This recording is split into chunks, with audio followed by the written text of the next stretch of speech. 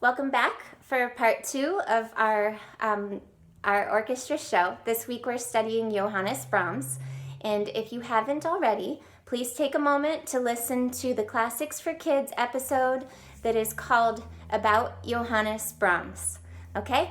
Now we're going to talk a little bit more about Brahms, and I'm going to play a few samples of his music on my violin here in a minute.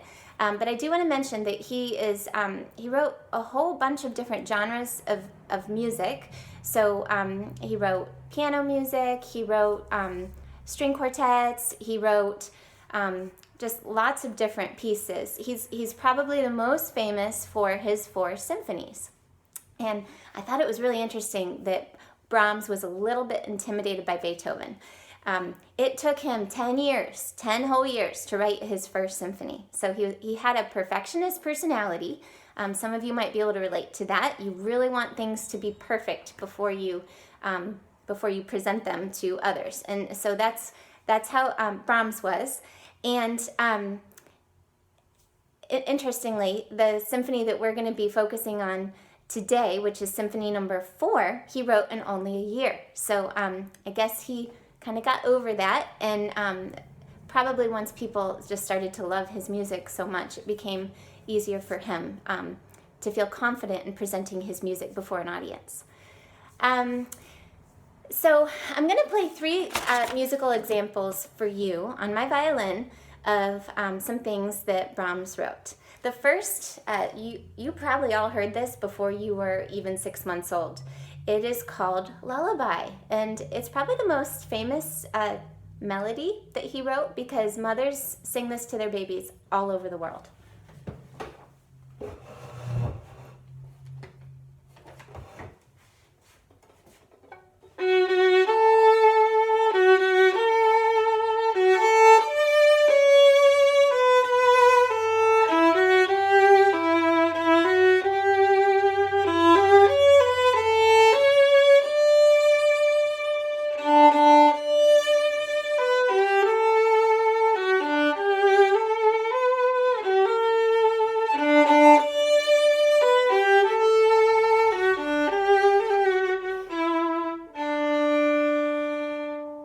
Did that sound familiar? I'm sure it did.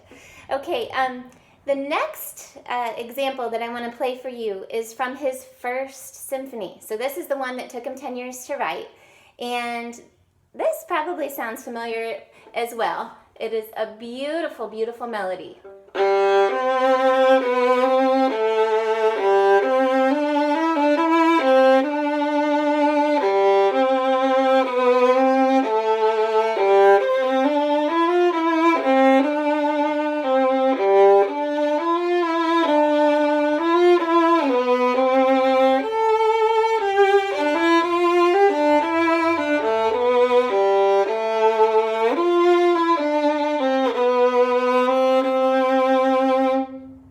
So that is from the first symphony, and I really hope that you'll have a chance to listen to all 4 of his symphonies today.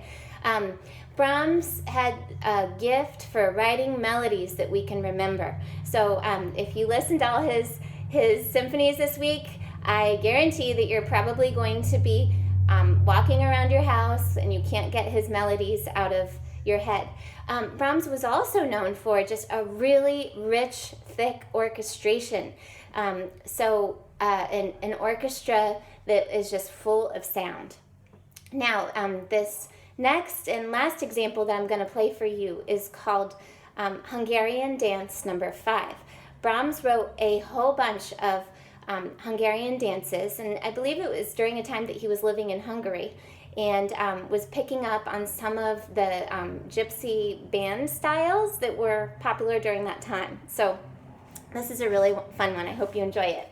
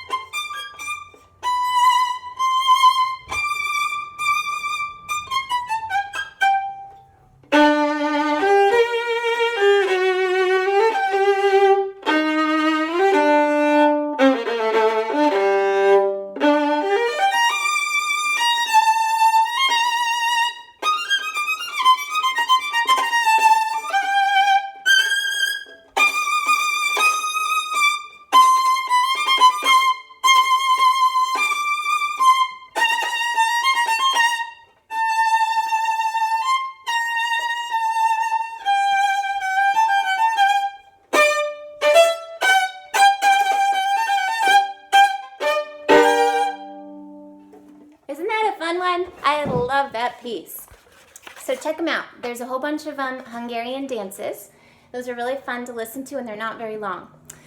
Okay, so before we delve into our bigger chunk of listening for the week, which is Symphony Number 4, the third movement, I want to talk a little bit about it. So this Symphony Number 4, was written in 1885, and it has 4 movements. Now, this is something that I forgot to talk about last week.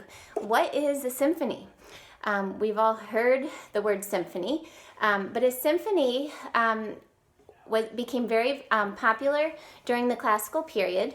Haydn is considered the father of the modern symphony, and Mozart really refined the symphony, and Beethoven obviously further developed it, as did Brahms. And symphonies are typically in 4 different movements. Now, depending on the symphony, the movements will be really different. I'd like you to think about it maybe like a book that has 4 chapters. Often a symphony can be up to an hour long. There are some symphonies that are even longer, and then some symphonies that are significantly shorter.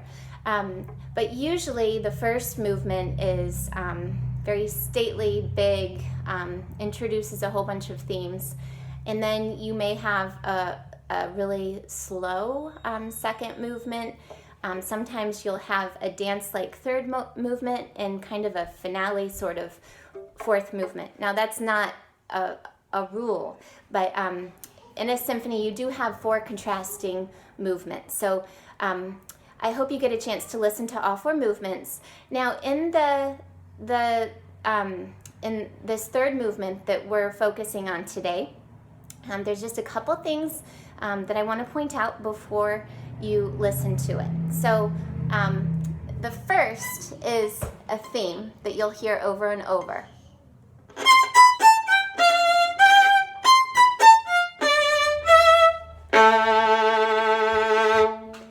And the way you can remember this is that it goes, "Come and get your beans, boys. Come and get your beans, boys." Blah. And then it has that really low, ominous sounding note. So as you're listening to the whole movement, I want you to just notice each time that you hear that theme. It will be presented in many different ways. I also want you to listen for the triangle, which will come in at some point. And so the orchestras had developed a lot since the classical period. So during the era of, say, Mozart, a classical orchestra was pretty small, and there weren't a lot of brass and wind instruments, and even those instruments had not been fully developed. So by the time Brahms was writing, there were more instruments available, and more of valves had been introduced to the brass instrument. So there was just, he had a lot more to work with, honestly. And so just listen for all the different instruments that you hear, and for that triangle. I also want you to listen for, there's like a conversation at one point in the movement where you have really low notes and really high notes. And it's almost like they're saying, "No, yes, dum, bum, ba-da-dum, no, yes, no, or yes, dun, dun, da-da-dum." And so you'll see that it's kind of like the 2 groups of musicians are having a little argument with each other. So that's a cool thing to listen for. And then I just want you to enjoy. See what emotions this music evokes in you. How do you feel at different parts of this movement? Because after all, that is what the Romantic period of classical music was all about. Now, without any further ado, I would like you to go ahead and do your listening. Listen to the movement several times. And then after that, I really hope that you will take some time and listen to Brahms' 3 other symphonies and the other 3 movements in this symphony.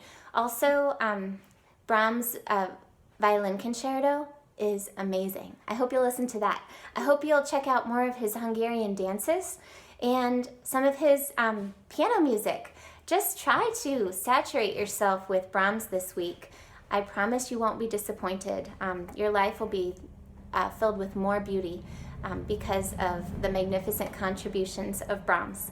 And if you do have a listening guide in the Classical Music for Dummies book that CC often uses, read that out loud during one of the times that you are listening to the third movement this week.